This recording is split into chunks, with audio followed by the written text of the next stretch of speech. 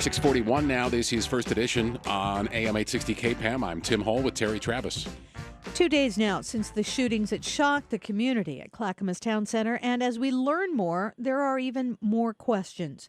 Joining us live, one of the reporters covering this story, Raymond Rendleman with the Clackamas Review. Good morning, Raymond. Good morning. Thanks for having me. It's good to have you along. You know, one of the questions that people ask after the initial shock has worn off, and it's one of the most difficult to answer, is why? Are we getting any closer to an answer to that question? We did get much closer yesterday morning when the sheriff's office announced the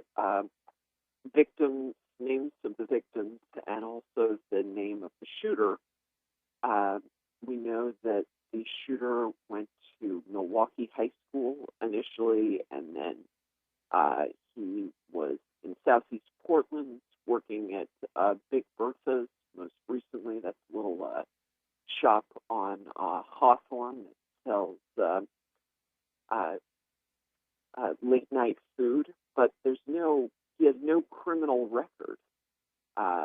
So we're really doesn't bring us much closer to that why question, really. As for what's next at the mall, we understand it's going to be closed again today, and they're trying to reopen it soon. How do you think mall employees and others who witness this are holding up and are going to be able to get back to work? Well, that's a really good question, because I saw many employees very frantic the night of the shooting.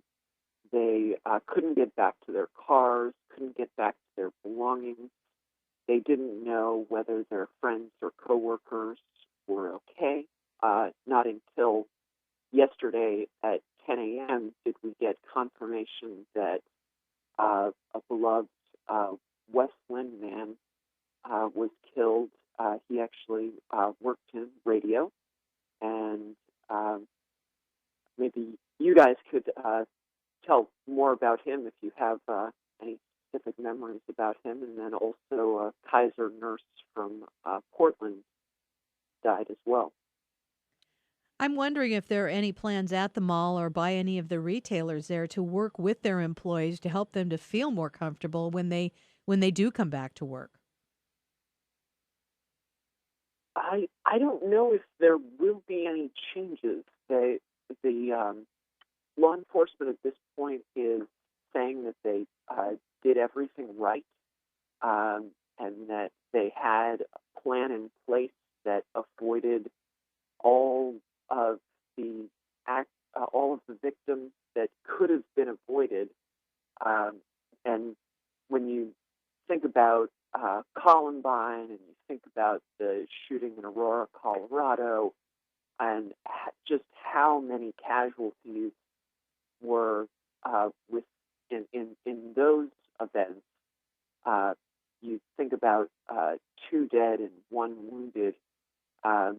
This is not to make light of the tragedy for the victims' families that there were in Clackamas, but it seems relatively like a smaller event.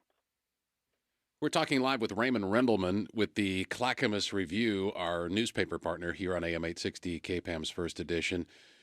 Raymond, I think a lot of us who are reporting on this story just can't quite relate to it either, because we're used to seeing these things happening, like you mentioned, at Columbine or Aurora, Colorado, somewhere across the country. What's it like for you to be smack in the middle of this huge story?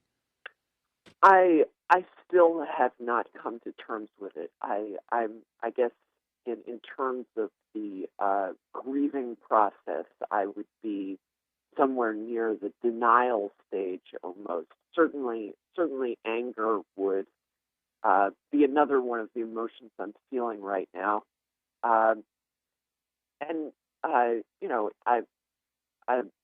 It's very clear that what happened should not have happened. I'm now using a phrase by Sheriff Roberts himself, and to take it a step further,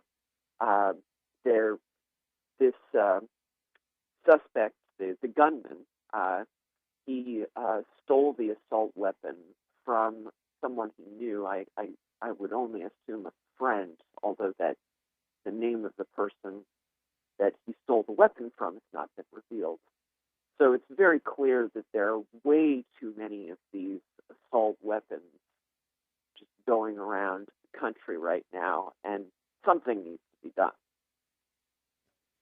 There has been talk about that, and I know that's one of the angles on the story that you have been covering. What is your reporting uncovered on that in the area?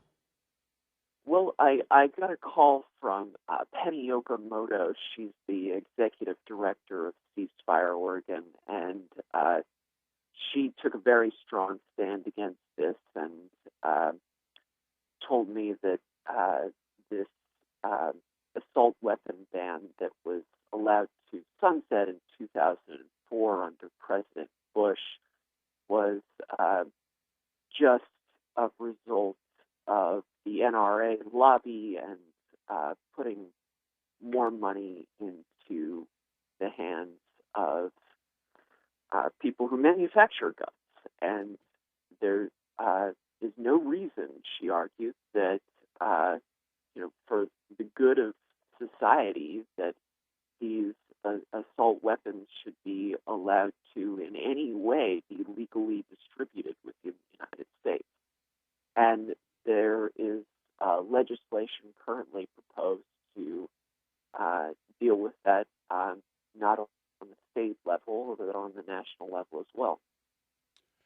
Raymond, I know it's been a difficult 48 hours for everybody involved, not to mention those who actually knew the victims in this case, but we appreciate your insight this morning. Oh, you're welcome. I'm happy to anytime. Raymond Rendleman with the Clackamas Review. You can read more at clackamasreview.com or read his reporting by going to portlandtribune.com and clicking the Clackamas link.